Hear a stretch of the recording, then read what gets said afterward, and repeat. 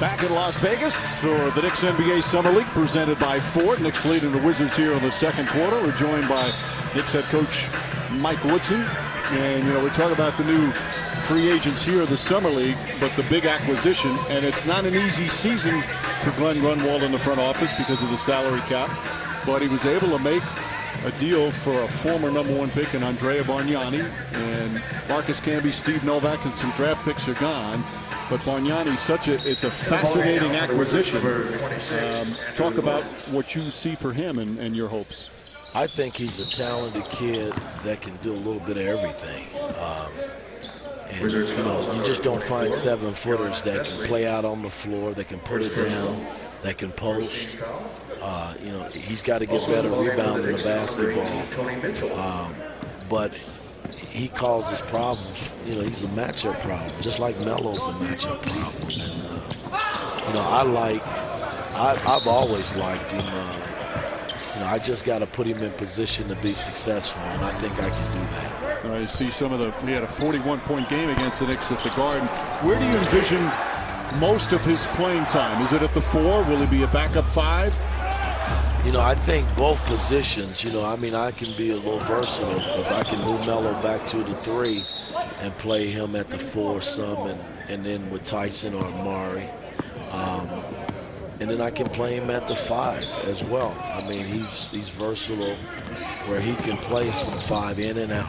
I just think he's a matchup problem, and he can definitely score the basketball, which I like. Right now, do you envision him coming off the bench or a possible starting job? I don't know yet. You know, I mean, I'll get into camp and evaluate that and see where we are as a ball club. But I just like the makeup of how he plays because he can do a little bit of everything. And, you know, defensively, we got to get him up to speed in terms of rotations and things of that nature. But you know, he can get that from practice time. And Clyde, we were talking on the air the other day about the versatility that he can bring in terms of now size with big and small lineups. Yeah. And Coach, you mentioned Stat. So what's the scenario with Stat? How's he doing these days? He's doing fine. You know, we slowly have been, you know, rehabbing him back. Mainly he needed rest, and starting August 1, I think he will be ready to full go again. And then we're going to have to monitor Stat once the season starts. You know, kind of monitor his minutes because, you know, we got to have Stat at the end of the year where he's healthy and strong and ready to play to help us win games, because that's what it's all about. You know, he had some misfortunes last season. He worked his butt off all summer, and then, you know, he had the injuries, and we got to hope to keep him away from that. Torrey Murray with another steal, can't finish, ball knocked out of bounds. Speaking of work ethic, sacrificing, the job that you did on JR, you know, staying on him, making him hone his skills, become more responsible. And last season has the best season as a pro. And we got to grow with that this season. I mean, he's got to have a bigger picture, you know, in terms of our ball club. You know, I thought he grew up a lot last season. Well, he's got to grow even more this season. He's got to make a major step for our ball club for us to get where we need to go. I'm glad he's back in the Knicks uniform because we didn't know, you know, how it was going to play out, and ended up playing out in our favor. So we're excited to have James back, and it's going to definitely be my job to keep him in line to make sure that he helps us win more games and get where we need to get in the long run. Well, you were talking the other day, the Eastern Conference is going to be much tougher this year. Derrick Rose returns for Chicago. Danny Granger returns for Indiana. Brooklyn, with all their acquisitions, now all of a sudden they are just loaded.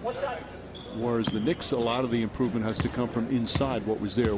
Who are you looking for to take that next step and maybe add more responsibility? Well, I mean, there's no doubt JR's got to make another step for our ball club. I think Raymond was steady last year for our team, but he's got to make that next step. And Melo's got to be Melo. I think adding Bargnani to our team, you know, he's got to be one of those go-to guys, you know, when we expel Melo, if that may be the case, if they're not in the game together. So, I mean, and then Tyson, you know, Tyson has some misfortunes coming down the stretch run. going into the playoffs. And, we just got to get a healthy Tyson back because I like everything about what he brings to the table. We saw Tyson yesterday over at the hotel. He's going to join us, I think, in the second half. And the guy who played in the first game, as Murray misses the layup, here comes Vesely the other way, was Iman Shumpert. Now, Shumpert struggled a little bit in the first as he's trying to work on his handle and point guard. But he made a comment during the offseason that he wanted to be the secondary option. He was ready for more offensive responsibility. Is he ready for that? Well, I mean, he's going to have to put his time in this summer, which he's been working to get to that point. My thing is, it doesn't matter who's the second, third. You need options, and we need weapons, and he can be one of those weapons along with JR and Raymond and Bargnani and Melo, along with Stat. I mean, the more weapons you have, the better you are as a ball club, and that's basically what Brooklyn has done. They've loaded up with a bunch of weapons, a lot of matches around the rim and out on the floor that you're going to have to contend with. So that's kind of where we're trying to go with our ball club as well. Tony Mitchell with the block, but this has turned into a turnover fest the last couple of minutes. It's his fourth consecutive baskets off turnovers by the Wizards. And an irate Herb Williams. Well, that's a good timeout. Call it timeout. We'll be back with Mike Woodson right after this. Just under 3 minutes remaining. Second quarter here in the NBA Summer League. Knicks and the Wizards. Tim Hardaway Jr. took a shot. He was getting iced on his left, looked like his left hand wrist area. Again, we'll get an update as soon as we can and pass it along. Watching these guys play, and again, because there are some legitimate roster spots open, it's hard to get a good barometer with the style of play. Only a couple of practices, the play can be a little ragged, and quite frankly, guys want to make an impression, so maybe not in the team concept. How do you judge that in this environment? Well, the first thing I look at is guys just who wants to compete, and play hard. I mean, that's a big part of teaching young players, to play at this level. They think that they play hard, but there's always another level that you can reach. And so that's what I look at. And then from a skills standpoint, you gotta take each individual player for what they are and try to figure out how they fit in the rim of what you do. In our system, and that's how we evaluate, and then we'll go back and assess it, and then we'll make our decisions who we might want to come to camp, and we got our eyes on other teams and other players on other teams as well. So that's how you evaluate this particular league in the summer. Well, as you mentioned, there's guys that are going to be cut by their teams. There's guys amnestied like World Meta Peace, which we were talking about earlier. So there's still some possibilities of a couple of veterans being signed. Is there one area, one position that you think is more important to get another veteran down there? Well, I mean, again, we're looking at all. Glenn has done an excellent job in terms of evaluating our team and putting pieces together. And we still have a few more pieces that we gotta put in place, and we still have time. I mean, the free agent market is still wide open. There are some players that we got our eyes on, but we got to make our decision here soon because it's starting to shrink some. Glenn has done a great job working with the salary cap restrictions that he's had, but somebody needs to talk to him about his shirts. Oh, it fits right in out here in Vegas. That's the Vegas shirt. That's the Vegas style. Look at that. It looks good. He looks nice and relaxed. Tough to be relaxed during the season. That's one of the fun things here. You get to see all the coaches and general managers, and everybody's in such a relaxed mode. Are you shocked what's happened in your profession? So many coaching changes. So many coaching changes of teams that had franchise best seasons. It's a tough, I know the pay is good, but it's a tough time to be a coach. It's strange to me because, we lost 4 coaches who won 50-plus games. And I don't know what message you send your team, because the only place you can go is 60 games. And it's not easy winning 50 games in this league. So you feel for those coaches, but again, teams do what they have to do, and you live with it, and you keep it moving. But it was a lot of turnover this summer in terms of coaching. I mean, just look in the East. All the new coaches in the Eastern Conference, and I mean, you're the long-term tenured veteran in the Atlantic Division, for crying out loud. Yeah, I mean, there's been some changes, so it'll be a learning curve for a lot of the young coaches that are, first time, go-arounds for them.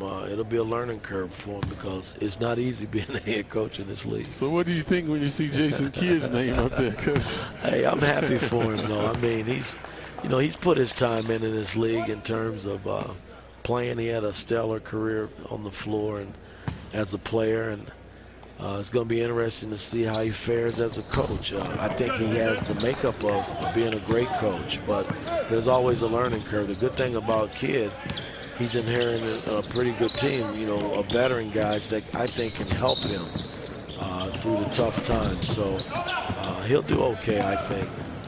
But I think that's another reason why there's so many changes, Coach. The expectations. Like the owners now seem not reluctant to spend money to bring in talent, but when you don't produce the way they think you should, they start making changes. Yeah, they do, but again, there's a time frame. I mean, especially if you've got a young team, and I've gone through that scenario where I took 18 and 19-year-old young men and developed a basketball team, but it took me 4 years to get them to that point, so it's not something that's just going to happen overnight. And I think when you keep making changes and now players got to adapt to it's tough. I mean, it's tough both ways, but this summer was different, seeing all these coaches being let go and new coaches coming in. But hey, that's, again, owners are owners, and they got to do what they have to do. It's their team, and you got to live within their parameters and try to do what you think is best from a coaching standpoint. Chris Smith runs in as his shot blocked. And the first half comes to an end. Here at Cox Pavilion. Great to see you, Mike. Thank you, Mike. Clyde, always a pleasure. And always. We'll be seeing you real soon. Yeah. The start of the season, we're going to be here before you know it. Real soon. You got it. Thanks, guys. Thanks to Mike Woodson.